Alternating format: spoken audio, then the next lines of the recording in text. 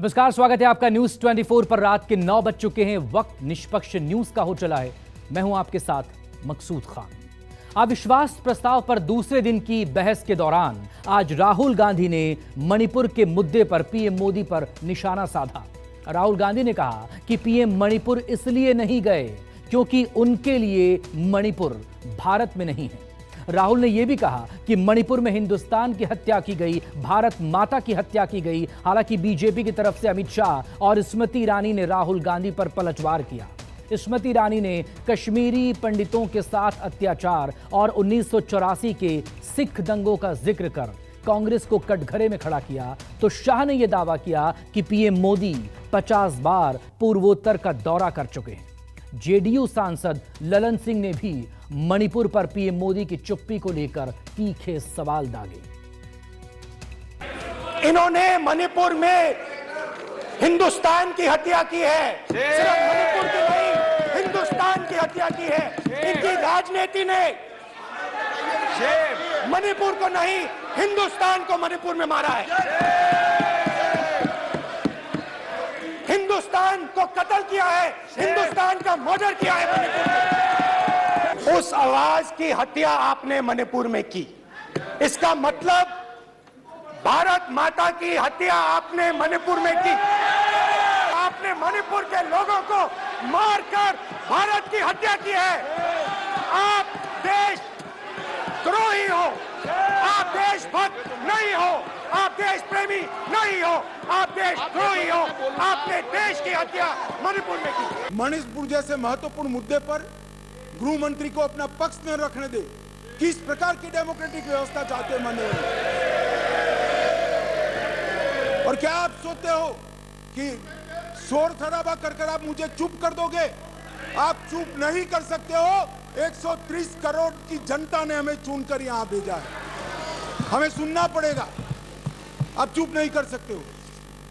मैं विपक्ष की इस बात से सहमत हूं कि वहां पर हिंसा का तांडव हुआ है, और इस हिंसा के तांडव से कोई सहमत नहीं हो सकता। हम भी सहमत नहीं, उनसे ज्यादा दुख हमें है। परंतु ये परिस्थिति जन्य हिंसा के त्रस्त है, देखा नहीं जा रहा है। आपकी लपेट में उत्तर प्रदेश से बड़ा भूभाग किस तरह से छोड़ दिया। आगजनी, टेररिस्ट, नस्ली हिंसाएं, और आप हमारा हिसाब मांगते हो। इसीलिए आपके प्रधानमंत्री मणिपुर में नहीं जा सकते हैं, क्योंकि उन्होंने देश की हत्या की है। मणिपुर में हिंदुस्तान की हत्या की है, भारत माता की हत्या की है मणिपुर में। कुछ ही दिन पहले मैं मणिपुर गया, हमारे प्रधानमंत्री नहीं गए, आज तक नहीं गए, क्योंकि उनके लिए मणिपुर हिंदुस्तान नहीं है। मोदी जी को 9 साल हुए, 15 साल और 18 साल प्रधानमंत्री रहे हुए लोग हैं इस देश में जिन पर इनको नाज है और हम पर अविश्वास है, मगर वो कभी 50 बार नहीं गए। मोदी जी 9 साल में 50 से ज्यादा बार नॉर्थ ईस्ट गए। ये बताता है कि नॉर्थ ईस्ट इस देश का हिस्सा है, इसका कसब हमारे मन में। ये प्रधानमंत्री ऐसे हैं जो आजादी के बाद देश में सबसे लोकप्रिय प्रधानमंत्री कोई है तो नरेंद्र मोदी। मणिपुर में रिलीफ कैंप्स में गया, रिलीफ कैंप में आज जा रहा हूं मणिपुर, और मणिपुर के कैंप्स में मैंने महिलाओं से बात की, बच्चों से बात की, जो हमारे प्रधानमंत्री जी ने आज तक नहीं किया।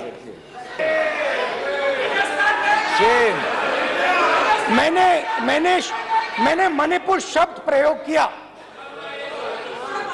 मगर आज की सच्चाई यह है कि मणिपुर नहीं बचा है। मणिपुर को आपने 2 भाग में कर दिया है, मणिपुर को आपने बांट दिया है। मणिपुर हमारे देश का अभिन्न अंग है, खंडित न था ना है, ना कभी होगा। मैं आज गांधी खानदान से, कांग्रेस पार्टी से पूछना चाहती हूं, क्या भारत केवल उत्तर भारत है? अगर दम है तो अपने पार्टनर को मुंह तोड़ जवाब दे, अगर हिंदुस्तान में आस्था रखते हैं। कांग्रेस के एक नेता ने अध्यक्ष महोदय कोर्ट में जाकर वक्तव्य दे दिया कि कश्मीर में रेफरेंडम की तलाशना चाहिए संभावना। हमारे राष्ट्र के संसदीय इतिहास में आज तक भारत मां की हत्या की बात करने वाले कभी भी बैठकर मेज नहीं थपथपाते। कांग्रेसियों ने बैठकर मां की हत्या के लिए मेज थपथपाई है। जब तक आप हिंसा को बंद नहीं करोगे, तब तक आप मेरी मां की हत्या कर रहे हो। हिंदुस्तान की सेना मणिपुर में एक दिन में शांति ला सकती है। हिंदुस्तान की सेना का प्रयोग नहीं कर रहे हो, क्योंकि आप हिंदुस्तान को मणिपुर में मारना चाहते हो। रावण दो लोगों की सुनता था, मेघनाथ और कुंभकर्ण। वैसे ही नरेंद्र मोदी दो लोगों की सुनते हैं, अमित शाह और अडानी। लंका को हनुमान ने नहीं जलाया था, लंका को रावण के अहंकार ने जलाया था। राम ने रावण को नहीं मारा था, रावण के अहंकार ने रावण को मारा था। आप पूरे देश में केरोसिन फेंक रहे हो, पूरे देश में आप केरोसिन फेंक रहे हो। आपने मणिपुर में केरोसिन फेंकी और फिर चिंगारी लगा दी। अब आप हरियाणा में कर रहे हो, पूरे देश को आप जलाने में लगे हो। आप पूरे देश में भारत माता की हत्या कर रहे हो। You are not India. For India is not corrupt. India believes in merit and not dynasty. Dynasty quit India. Merit now finds place in India. सबसे पहले आपकी पीठ पर, आपके आसन पर जिस प्रकार का आक्रामक बर्ताव आज देखा गया, उसका मैं खंडन करती हूं। पहली बार राष्ट्र के इतिहास में भारत मां की हत्या की बात की और कांग्रेस पार्टी यहां पर तालियां बजाती रही। जो भारत की हत्या की बात पर कांग्रेस पार्टी ने ताली पीटी आज इस सदन में, इस बात का संकेत पूरे देश को दिया कि मन में गद्दारी किसकी है। मणिपुर खंडित नहीं है, विभाजित नहीं है, मेरे देश का अंग है। मैं इनसे पूछती हूं, इन्हीं के अलायंस के एक सदस्य बैठे हैं जिन्होंने तमिलनाडु में कहा कि भारत का मतलब मात्र उत्तर भारत। अगर हिम्मत हो राहुल गांधी में तो आकर भारत के ऊपर इस प्रकार का कटाक्ष करने वाले डीएमके के अपने साथी का खंडन करके बताएं। एक महिला मुझे कहती है, मैंने उनसे पूछा, बहन क्या हुआ आपके साथ? बहुत सारी महिलाओं से बात किया, मगर मैं आपको दो उदाहरण देना चाहता हूं। एक महिला मुझे कहती है, मैंने कहा क्या हुआ तुम्हारे साथ? कहती है, मेरा छोटा सा बेटा, महिला का सम्मान करें प्लीज। ये देखो, ये सम्मान, एक ही बच्चा था मेरा, कोई शर्म कर लो गल एक ही बच्चा था मेरा, मेरे सामने, मेरे आंखों के सामने उसको गोली मारी है। मैं पूरी रात, आप सोचिए, आप अपने बेटे के बारे में, बेटों के बारे में सोचिए, मैं पूरी रात उसकी लाश के साथ लेटी रही। मैं पूरी रात उसकी लाश के साथ लेटी रही और फिर मुझे डर लगा, मैंने अपना घर छोड़ दिया, जो भी मेरे पास था वो मैंने छोड़ दिया मैंने उनसे पूछा कुछ तो लाई होगी, कहती है नहीं, सिर्फ मेरे जो कपड़े हैं ये मेरे पास हैं। और फिर इधर उधर ढूंढती है और एक फोटो निकालती है और मुझे कहती है यही मेरे पास अब बची है। एक और उदाहरण, दूसरे कैंप में मैं एक महिला मेरे सामने आती है, मैं उससे पूछता हूं तुम्हारे साथ क्या हुआ, क्या हुआ तुम्हारे साथ? और जैसे ही मैंने यह सवाल पूछा, जैसे ही मैंने यह सवाल पूछा, आप महिला का दर्द नहीं सुन सकते? जैसे ही मैंने उससे यह सवाल पूछा, वैसे ही एक सेकंड में वो कांपने लगी। उसने अपने दिमाग में वो दृश्य देखा और वो बेहोश हो गई, मेरे सामने कांपती हुई बेहोश हो गई। ये आज अपने आप को इंसाफ के पुजारी बताते हैं, लेकिन मुझे बताइए गिरजा टिक्कू सरला भट्ट को कब इंसाफ मिलेगा? उनकी आवाज भारत की आवाज नहीं है, उनकी आवाज को आपने कभी नहीं सुना। मैं आज कहती हूं, इन्होंने कहा अश्रु बहाए, भ्रमण किया 84 के दौरान में।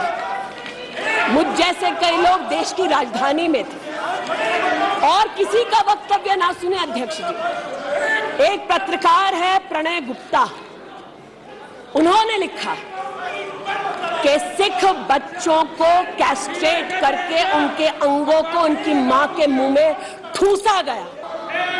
सुल्तानपुरी में एक महिला ने एफिडेविट दी है, मेरे हस्बैंड को मार दिया, बेटी को शादी से एक रात पहले उठाकर ले गए और उसका बलात्कार। और आज भारत की बात करते हैं, कहते हैं कि कश्मीर से कन्याकुमारी तक 130 दिन चल रहे थे। मैं जोड़ों के दर्द पर भाषण नहीं दूंगी अध्यक्ष महोदय, लेकिन इतना जरूर कहूंगी कि जिन वादियों को हिंदुस्तान ने खून से सना देखा है, जिन वादियों में गोलियों की आवाजें हर दिन सुनाई देती थी, आज आपको डरने की जरूरत नहीं है।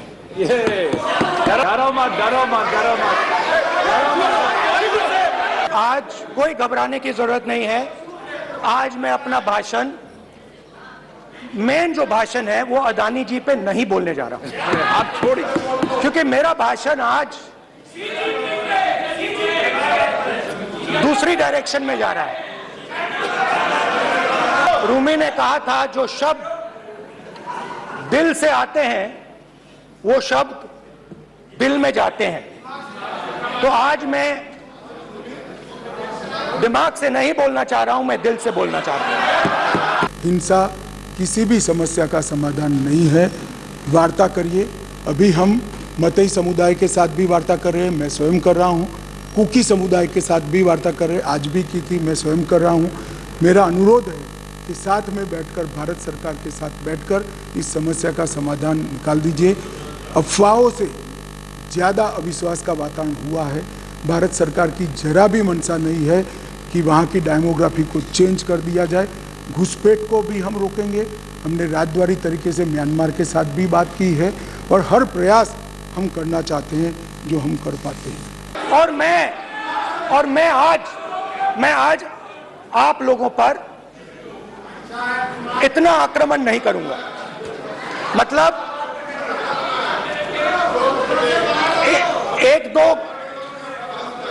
एक दो गोले जरूर मारूंगा, मगर इतना नहीं मारूंगा। तो आप रिलैक्स कर सकते हैं। 130 दिन के लिए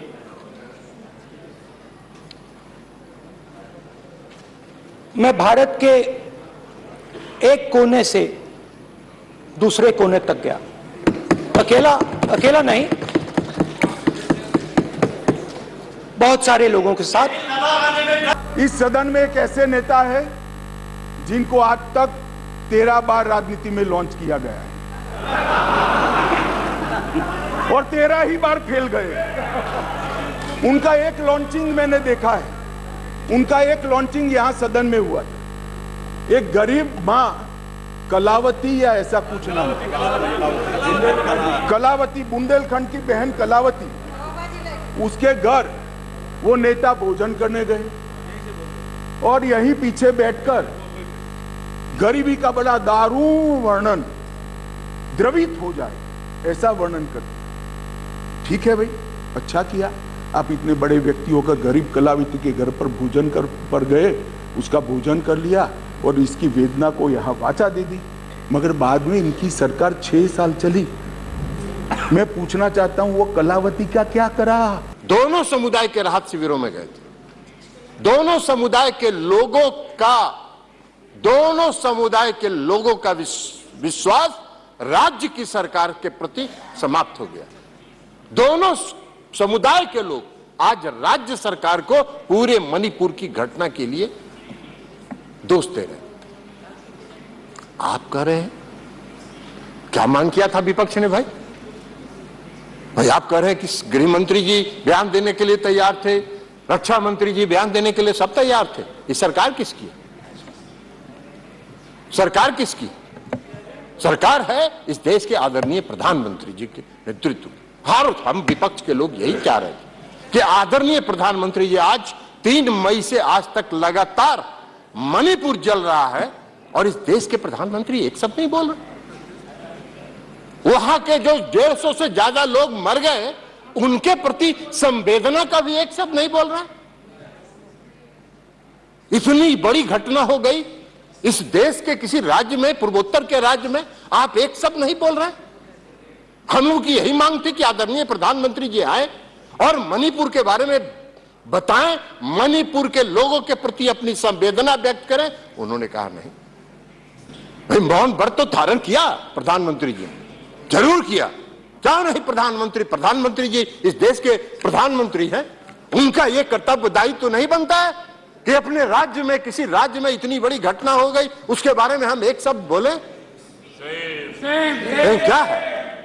क्या है? ये तो वही पुरानी कहावत है, रोम जल रहा था, नीरो बंसी बजा रहा था। और दिनकर जी की एक कविता है, हम आपको सभापति महोदय सुनाना चाहते हैं। क्या कहा कि मैं घनघोर निराशावादी हूं, तब तुम ही टटोलो हृदय देश का और कहो, लोगों के दिल में कहीं अश्रु क्या बाकी है? बोलो बोलो विस्मय में ये मत मौन रहो। ये है दिनकर जी की कविता। आप मौन धारण कीजिए। आपको इस देश की जनता ने देश चलाने की जिम्मेवारी दी है, लेकिन है, और इसलिए आज अविश्वास प्रस्ताव लड़ना पड़ा। अरे भाई, मौन रखने वाले तो हार गए और वहां बैठ गए। हम तो बोलने वाले हैं, जवाब देने वाले हैं। हम मौन नहीं रखते, मौन आप रखते हैं।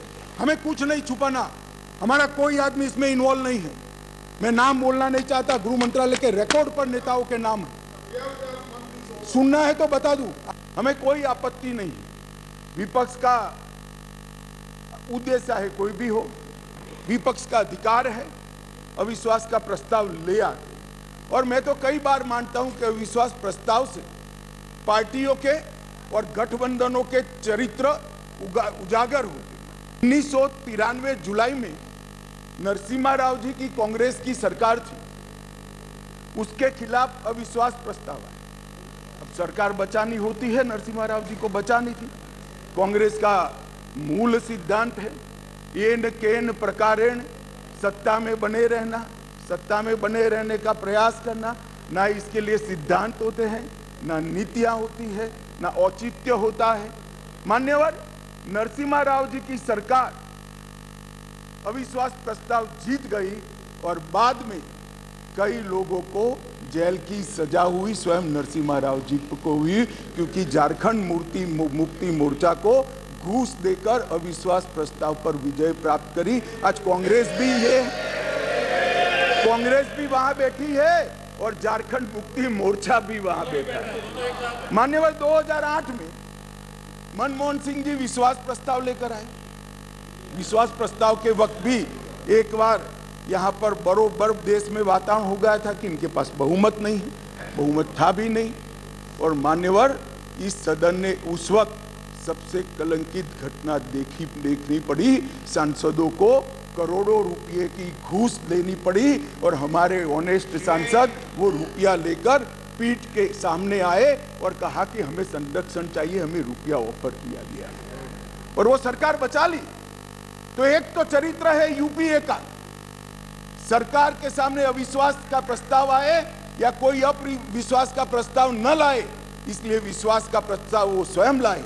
इसमें से बचने के लिए सारे सिद्धांत, सारा चरित्र, सारे लोकसभा के नियम कानून, हमारी परंपराएं, इसको त्याग कर येन केन प्रकारेण सत्ता को संभालना और सत्ता पर काबिज रहना। ये अविश्वास प्रस्ताव गिरने वाला है, जनता फिर से मोदी जी को चुनने वाली है और अगले टर्म में ये 3 जिले भी निश्चित रूप से समाप्त होंगे। इस देश को उन्होंने वादा किया था 2 करोड़ बेरोजगारों को प्रति वर्ष रोजगार देंगे। 9 साल हो गया, 18 करोड़ का तो हिसाब दीजिए, 18 लाख का भी हिसाब नहीं दे रहे, 18 लाख का भी हिसाब नहीं दे रहे। काहे का? और बना दिया क्या? बना क्या दिया? हाँ, रोजगार दिया एक आदमी को रोजगार जरूर मिला, वो सबसे बेरोजगार था। हम नाम नहीं बोलेंगे किसको रोजगार दिया उन्होंने, ये खुद बताएं कि किसको रोजगार उन्होंने दिया, जो सबसे बड़ा बेरोजगार था।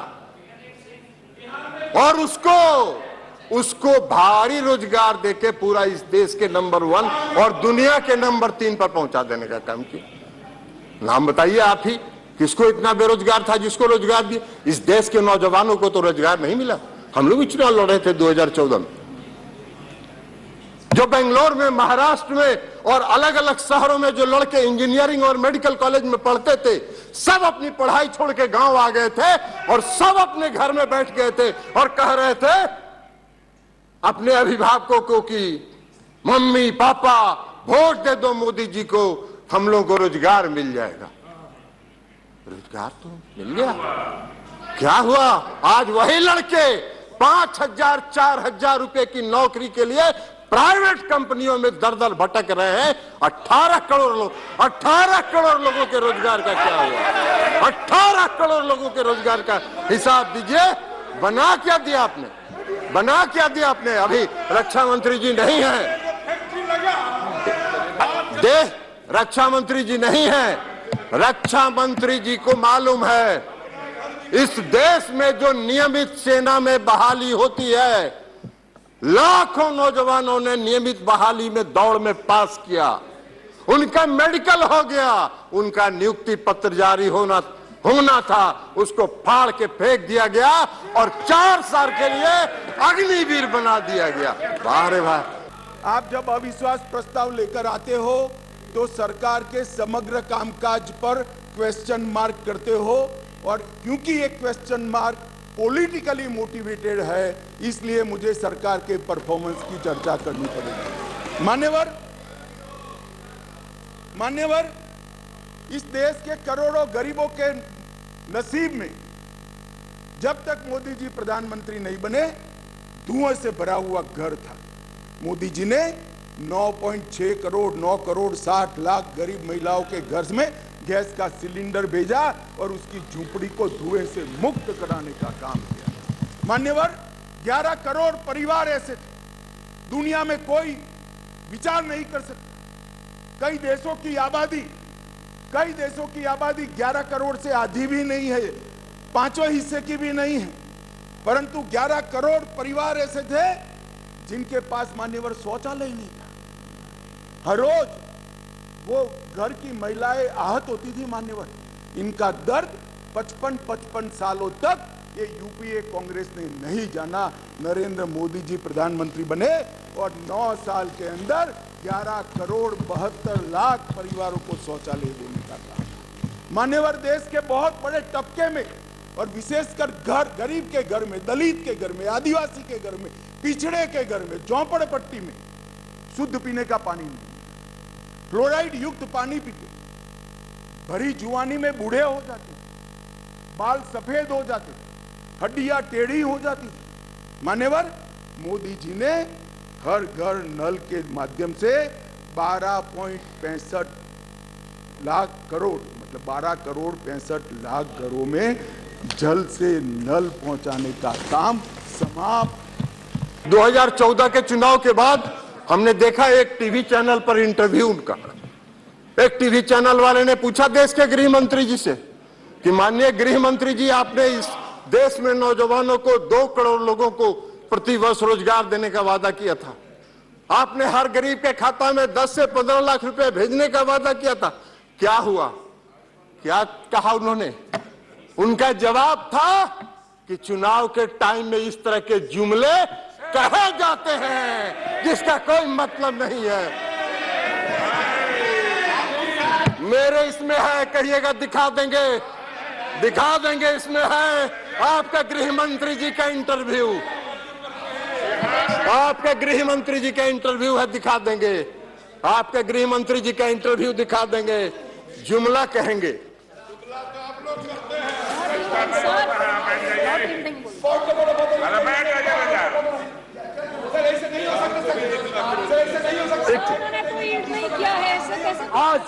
आज नरेंद्र मोदी जी के नेतृत्व। अरे छोड़िए, ये पॉइंट ऑफ ऑर्डर है। ये सभापति महोदय ये सब धंधा नहीं चलेगा।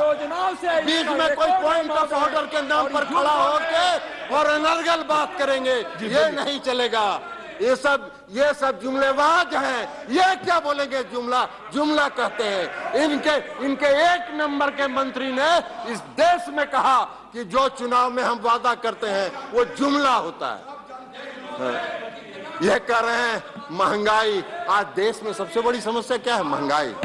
आप उज्ज्वला योजना की चर्चा अब आप नहीं करते हैं, क्योंकि उज्ज्वला योजना में जितना सिलेंडर आपने बांटा, 5% घरों में भी आज वो सिलेंडर नहीं जल रहा है। क्यों? 1400 रुपए 1300 रुपए सिलेंडर का दाम हो गया।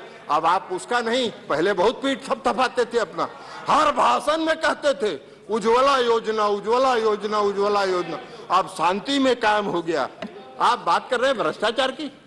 आजकल आप देश भर में घूम घूम के भ्रष्टाचार की चर्चा कर रहे हैं। महाराष्ट्र में क्या हुआ? अरे 70,000 करोड़ प्रधानमंत्री का भाषण सुने। नीतीश जी ने कहा 1 रुपया नहीं लेंगे, हम अपनी ताकत पर करेंगे। और ये काम उन्होंने किया। शर्म ही नहीं आता है। ये भी गए थे लखीसराय में, यही बताए होंगे कि मेडिकल कॉलेज बनवा दिया, इंजीनियरिंग कॉलेज बनवा दिया, हर घर नल का जल बनवा दिया। ललन जी फीडबैक देते हैं। इस देश के गृह मंत्री जी इसी तरह के बयान करने के आदी हैं। जम्मू एंड कश्मीर में पीडीपी कौन था? क्यों समझौता किए थे? आपका नेचुरल एलाई था क्या? आपका स्वाभाविक गठबंधन था जी। बात बना रहे हैं और यहाँ भाषण देते हैं सब जम्मू एंड कश्मीर का। मुफ्ती महबूबा मुफ्ती से गठबंधन किया कि नहीं किया? क्यों किया? आप लालू जी हमारे साथ रहे। धन्यवाद। हम लोग एक पार्टी में रहे हैं। इस पार्टी का निर्माण हम लोगों ने किया था जी। रहेंगे। आपका खाता बहुत धन्यवाद जी। इसी के साथ श्री रामपाल यादव बस कंक्लूड कर रहे हैं। इसी के साथ सभापति महोदय, मैं अविश्वास प्रस्ताव का समर्थन करता हूं और इनकी 2024 में विदाई का ऐलान। जब हमने बैंक का अकाउंट खोलने की जनधन योजना लेकर आए, तब मजाक उड़ाया जाता था। हमारे बिहार के मुख्यमंत्री नीतीश कुमार जी ने हमारा कड़ा मजाक उड़ाया कि अकाउंट तो खोल दिया, अंदर क्या डालेगा, जरा बॉनी तो कराओ। नीतीश बाबू, आज मेरी बात सुन लीजिए।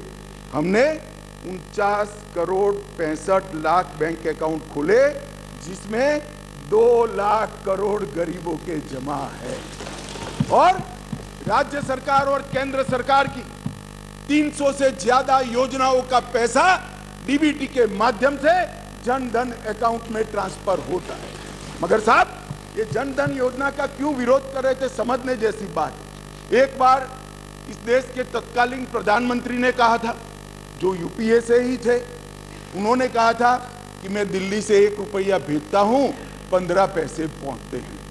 वो तो ठीक है, स्वीकृति की सच्चे आदमी थे, नए नए राजनीति में आए थे, बोल गए। मगर मैं अब आगे पूछना चाहता हूं, क्योंकि बाकी लोग तो यहीं बैठे हैं। नॉर्थ ईस्ट में एयरपोर्ट पहुंच गया, दूरी कम हो गई। कई विकास के पंडित कहते हैं 8 राज्यों में रेल पहुंच गई, दूरी कम हो गई। कई विकास के पंडित कहते हैं इतने 1000 किलोमीटर रोड बन गया, दूरी कम हुई। अरे भाई, दूरी रोड, रेलवे और विमान से कम नहीं होती है, दूरी दिल से कम होती है। मोदी जी ने दिल से